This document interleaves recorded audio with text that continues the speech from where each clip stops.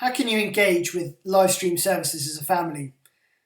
This last Sunday, these little Happy Land figures rescued us when at least one of our children was beginning to climb up the walls in the service.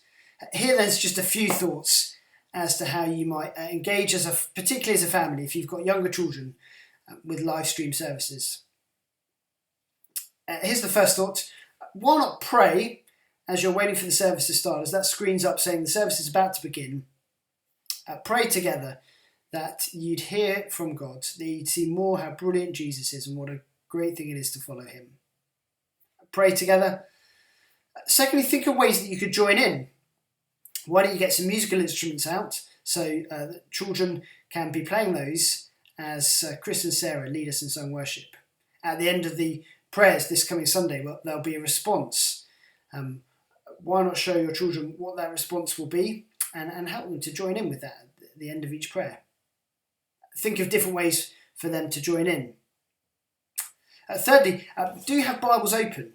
If your children are old enough to read, do have a Bible there for them so they can be following through in the passage and seeing where they are.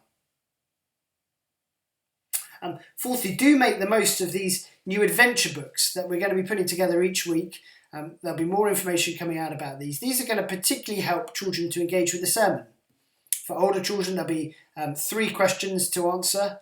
For younger children, a little colouring to help them think about what we're looking at in the sermon. And then one more set of questions that I'll say a bit about at the end. Do make the most of these. These are coming out for this Sunday and we'll be doing them in the following weeks. And then here's the last thought.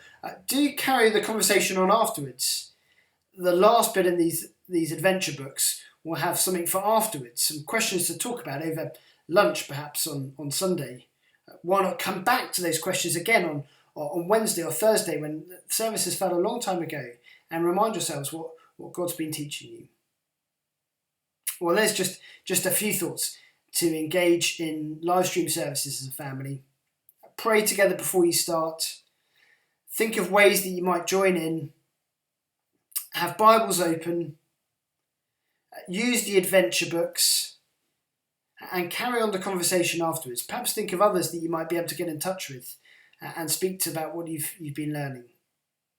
It feels pretty strange, doesn't it? This coming Sunday will be our 8th Sunday of doing live stream services. It still feels pretty strange to engage together in worship. But I do wonder, families, whether it provides a great opportunity to do what we see in Deuteronomy 6. His words from Deuteronomy chapter 6. These commandments are commandments to love the Lord your God with all your heart, soul and strength. They are to be on your hearts. Impress them too on your children.